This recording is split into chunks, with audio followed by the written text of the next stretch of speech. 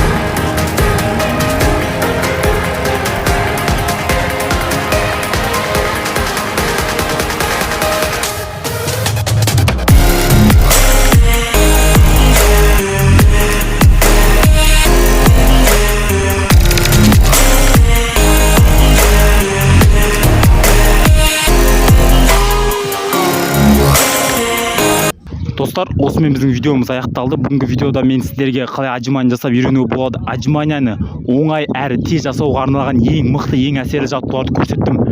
Осы жаттығуларды сіздер қайталап отжимания жасап үйрене алатын боласыздар. Тек қана осы жаттығуларды қайталап менімен бірге тек қана видеоны қосып қойыңыздар және осы жаттығуларды менімен бірге қайталаңыздар. Видео ұнаса лайк басып, каналға тіркеліп, осы арнаның ары қарай дамуына өз үлесіңді қосып кет. Келесі видеода кездескенше сау болыңыздар.